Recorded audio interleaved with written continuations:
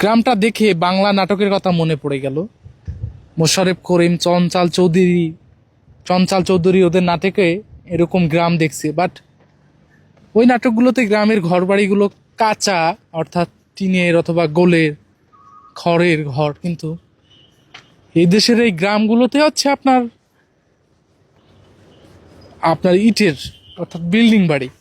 এখানে কিন্তু আপনার ওই নাই, কি বলে, কাঁচা ঘর নাই। আর এই যে দেখছেন গোবর, এই যে মহিষ, গাধা, ঘোড়া সবই আছে।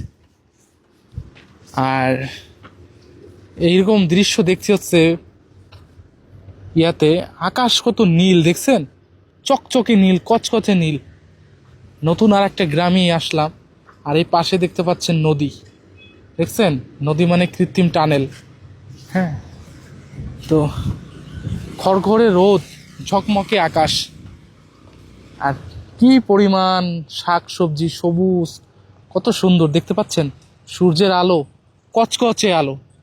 এটা হচ্ছে ফাসেলিয়া। আর আমি আলী আছি মিশরের নতুন একটি গ্রাম। আমি আপনাদেরকে ঘুরে ঘুরে দেখানোর চেষ্টা করতেছি। আর আঁকা বাঁকা কাদার রাস্তা দিয়ে, মাটির রাস্তা দিয়ে আমি আপনাদেরকে হেঁটে হেঁটে দেখাচ্ছি। কত বড় আমার ছায়া দেখছেন বন্ধুরা। এটা মনে হচ্ছে যেন এক টুকরো বাংলাদেশ, তাই না? সেটাই মনে হচ্ছে। অবশ্য বাংলাদেশের প্রাকৃতিক সৌন্দর্য এর থেকেও আরও সুন্দর, যে কারণেই হয়তো কবিরা বাংলাদেশের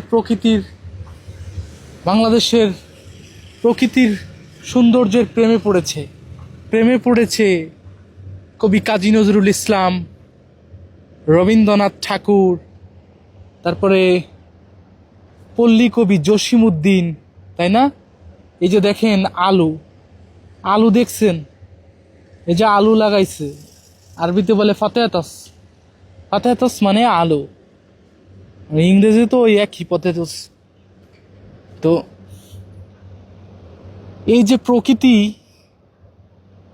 প্রকৃতি দেখলে যে কোনো মানুষের ভালো লাগা উচিত।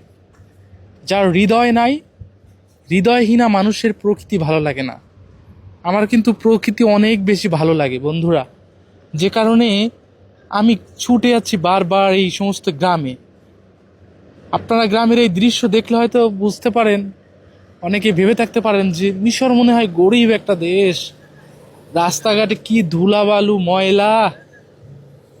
না রে ভাই, এটা হচ্ছে গ্রামে সচরাচর আপনার রাস্তাঘর এরকম কাঁচা থাকে। আর এই দেশে বৃষ্টি হয় না বিদায় এগুলো এরকম আপনার কি বলে ধুলা বালু থাকে।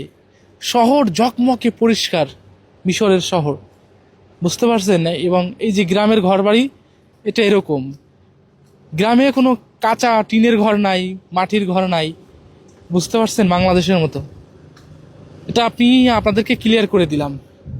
এই যে নদী, এটা কিন্তু কৃত্রিম, এটা চলে গেছে অনেক দূর।